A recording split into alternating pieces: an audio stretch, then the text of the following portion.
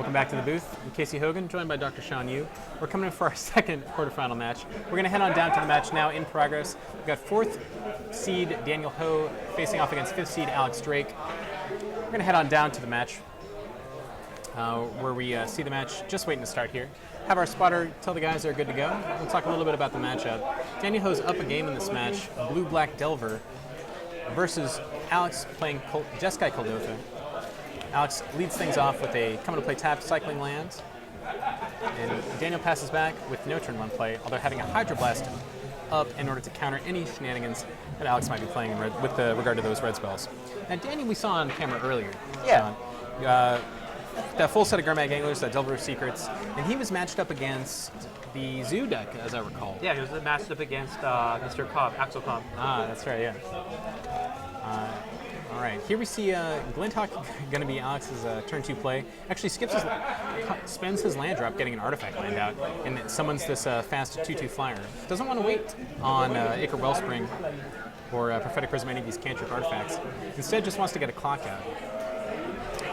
My intuition is that this Jeskai deck, as the match goes long, is going to fall off with efficacy as compared to this blue-black deck that has so many cantrips and Gurmag Anglers. Yeah, I think that's a reasonable assumption. And looks like Daniel's up a game, this game too, but he's a little bit light on that's 2 lands, fetch lands in his hand. And this is an instant brainstorm out of the blue-black Delver player. Yeah. Generally, that's a very maligned play, but I think it makes a lot of sense in something such as Blue-Black Delver, especially with all the access to instant speed, mental notes, and thought scours to manipulate your deck. Gotcha. You're also not going to be under a whole lot of trouble early on against the Jeskai deck, especially after the opponent had this Glinthawk play to set himself back on tempo. So I think you can afford to spend a turn. Yeah, that makes good sense. I think that's a good description.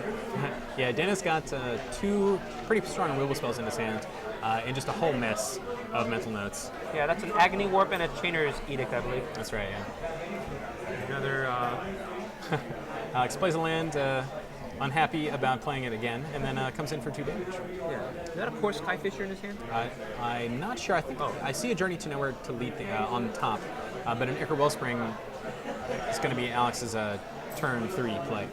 Does this mean Daniel has no counter magic? This seems like a card you may want to counter.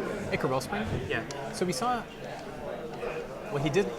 The only counterspell that can interact with this Acre Wellspring, I think, is Annul. Maybe Steel Sabotage, but that card isn't played very heavily in this format. Daniel has no 1-mana counterspells. And he's just going to run up that instant mental note. Ooh, mills a Stormbound Geist and a Deprive. Sees a Brainstorm. Good pickup. Yeah, absolutely. Now, still only looking at 3 lands. Might want to start using his resources to find some mana sources. Well, looks like he has a copy of Dismal Backwater.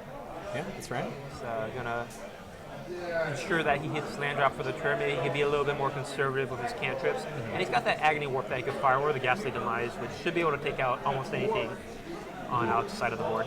Yeah, Daniel actually able to use the Brainstorm on Alex's turn, then in his upkeep cast a Mental Note or a Thought Scour to get the chaff off, and then draw a fresh card for turn. Continuing the beatdown. Sir, for 2. That's right. Is he choked on lands? Not. I think he's got a Swiftwater Cliffs and an Ancient Den. He's going to cast his Glinthawk, reset his Acre Wellspring, I imagine. This would be another juicy opportunity to for Steel Sabotage.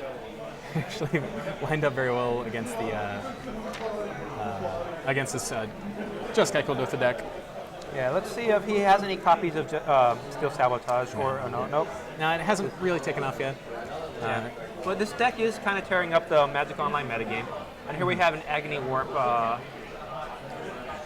taking out the fresh copy of Glinthawk. That's right. We'll see if Daniel finds a 4th land right on schedule. Yeah, there it is. There's a 4th land, the Chainer's Edict that we previously. Copy of Hydroblast. What are the